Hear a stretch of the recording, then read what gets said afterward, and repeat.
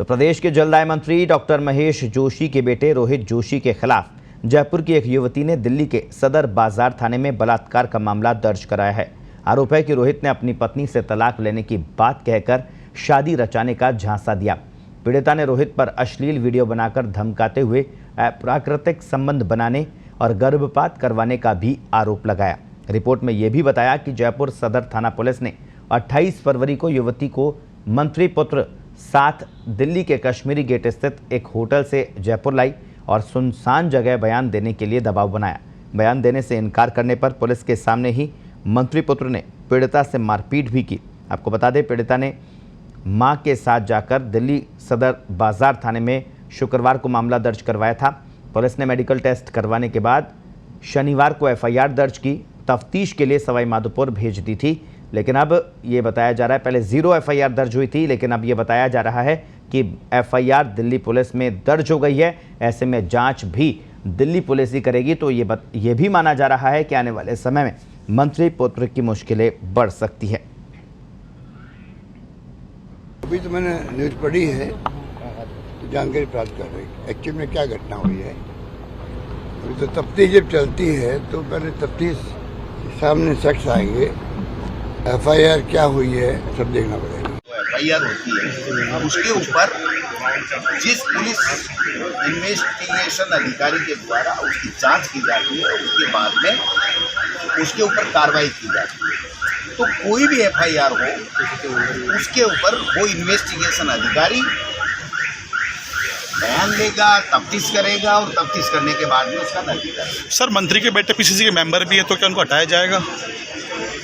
आज एफआईआर करने मात्र से कोई दोषी नहीं हो जाता। अगर इन्वेस्टिगेशन में कोई भी व्यक्ति, चाहे वो मंत्री का बेटा हो, चाहे वो मेरा बेटा हो, अगर वो दोषी पाया जाता है तो कांग्रेस पार्टी 100% कार्रवाई करेगी। हम भारतीय जनता पार्टी की तरह नहीं है कि जिस प्रकार से केंद्रीय गृह राज्य मंत्री के बेटे को सलाखों के पीछे हो गया, कोर्ट में गलत तथ्य पेश करके जमानत ले ली और कोर्ट ने वापिस जमानत करके अंदर कर दिया।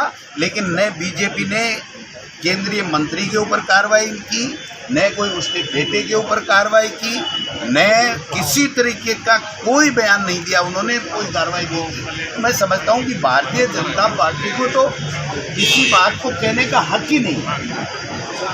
हम इस मामले में ये कहना चाहते हैं कि जो भी रिपोर्ट हुई है, वो जो भी इन्वेस्टिगेशन अधिकारी होगा वो अपनी जांच करेगा और जो नतीजा देगा उसके आधार के ऊपर आगे की कार्रवाई होगी। देखिए, अभी तो मुझे उतना ही पता है जितना आपने मुझे बताया है, लेकिन मैं इतना कहना चाहता हूँ, मैं पूरे जीवन सत्य और न्याय पे रहा हूँ। जैसा आपने बताया, मीडिया ने बताया कि कोई रिपोर्ट दर्ज हुई है, पुलिस निष्पक्षता के साथ में, गहराई के साथ में और सख्ती के साथ में उसकी जांच करे। ये प्रकरण हो चाहे कोई और प्रकरण हो, मैं हमेशा न्याय और सच्चाई के साथ रहूंगा। सर, क्या एक्सटॉर्शन की बात? मैंने कहा ना, मैं तो अभी मुझे उतना ही पता जितना आपने बताया। सर, आपको लगता है कानून को अपना काम करना चाहिए और न्याय मिलना चाहिए? निश्चित रूप से मैंने कहा ना, मैं सत्य और न्याय के साथ रहूंगा। तो कुछ भी कहना, देखिए, मैं आपसे विनती करता हूँ, आपकी जिम्मेदारी बनती थी, आपको कोई एफआईआर की बात पता चली, चाहे इलेक्ट्रॉनिक मीडिया हो चाहे प्रिंट मीडिया हो, आपने जनता तक वो बात पहुंचाई। अब इसमें बजाय कयासबाजी के, मीडिया ट्रायल के, पुलिस को अपना काम करने देना चाहिए। देखो, क्या है कि ये देश का दुर्भाग्य है, पिछले एक लंबे समय से कांग्रेस और कांग्रेस के लोग या उनके परिवारजन जिस प्रकार के अपराध में लिप्त होते जा रहे हैं और सरकार प्रयत्न करके उनको बचाने की कोशिश करी, ये दुर्भाग्य है। अपराध तो हो सकता है, किसी के द्वारा हो सकता है, मेरे परिवार में भी हो सकता है, लेकिन अपराधी को बचाने का काम अगर मैं करता हूं तो मैं दोबारा अपराध को और अधिक करता हूं। दुर्भाग्य यह है कि कांग्रेस संस्कृति में ये एक लंबे कालखंड से चल रहा है और विशेष करके ऐसे प्रभावशील लोगों के जब परिवारजन इस प्रकार के कांड में फंसते हैं तो अंततोगत्वा उनको रफा दफा करने के लिए सारा प्रयत्न शुरू हो जाता है। ये दुर्भाग्यपूर्ण है। राजस्थान में महिलाओं के साथ बलात्कार की घटनाएं बढ़ती जा रही हैं। सरकार कोई ऐसे कारगर उपाय नहीं कर रही जिससे इन घटनाओं को रोका जा सके, बल्कि प्रोत्साहित कर रही है, यानी उनको बचाने का यत्न कर रही है।